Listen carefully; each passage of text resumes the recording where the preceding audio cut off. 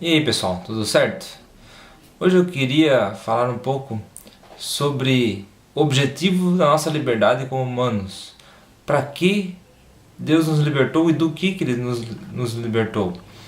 Essa reflexão ela nasceu a partir da aula de antropologia bíblica que eu tive na igreja onde eu congrego com o professor Vitor, também reforçada pela pregação do Ed Renekiewicz que o professor Vitor comentou na aula, cujo título é O Homem Todo, e reforçada também pelo vídeo do Walter McAllister, que saiu essa semana, por que Deus perdoou Abraão quando ele mentiu.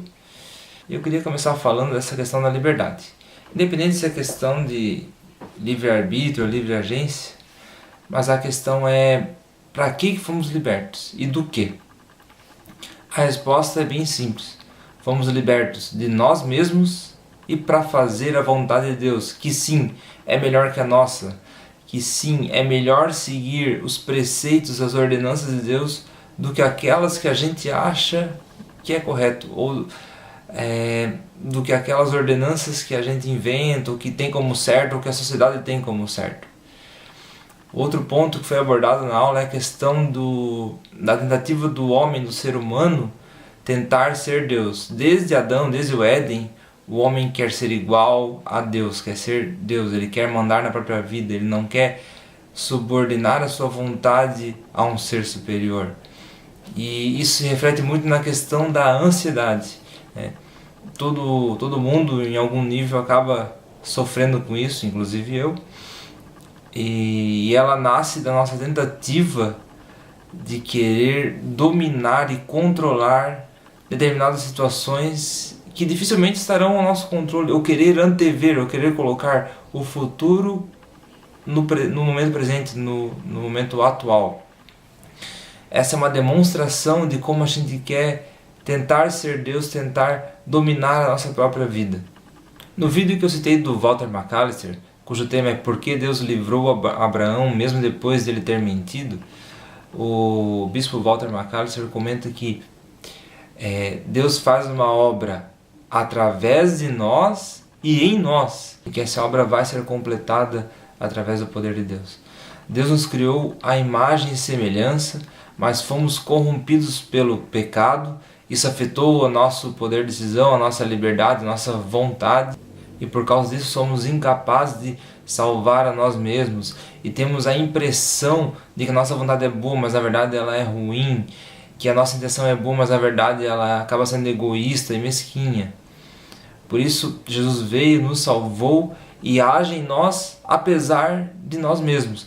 Ou seja, a morte de Jesus na cruz é como se fosse aquele atestado médico. Você vai ao médico, apresenta um atestado, e esse atestado lhe abona das horas que você saiu, ou seja, elas não são descontadas de você. Você está sendo justificado pelo atestado.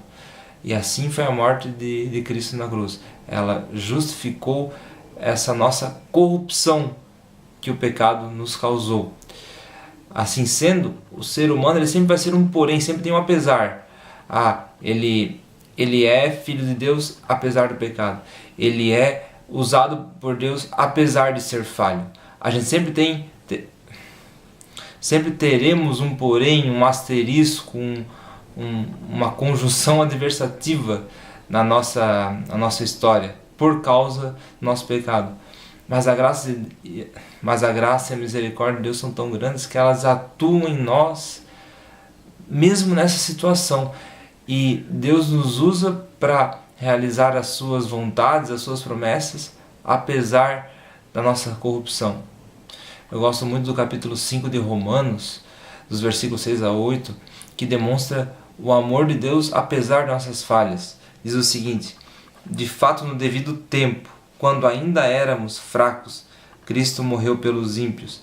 Dificilmente haverá alguém que morra por um justo. Embora pelo homem bom, talvez alguém tenha coragem de morrer. Mas Deus demonstra seu amor por nós.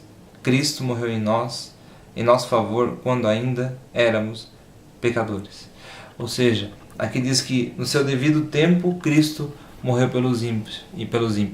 e no seu devido tempo Ele age em nós. Ele não age segundo as nossas vontades e segundo a nossa ideia de tempo, mas Ele age segundo a boa vontade, a boa e agradável vontade que Ele tem para nós. E os pensamentos de Deus são bons e não são maus como os nossos. É muito mais fácil sacrificar-se por alguém que é bom, que é justo, que é admirado. Porém, Cristo se entregou na cruz por nós, que éramos pecadores, infiéis e desobedientes.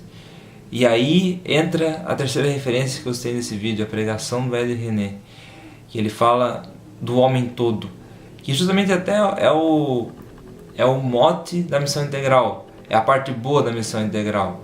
A missão integral resume-se nessa frase: o Evangelho todo, para o homem todo e para todos os homens. O que isso quer dizer? Quando Deus nos salva, Ele nos salva por completo e faz uma obra no seu devido tempo por completo. Ele restaura a nossa alma, restaura os nossos relacionamentos, nos faz ser profissionais melhores, nos faz ser motoristas melhores, ou seja, somos cristãos 24 horas.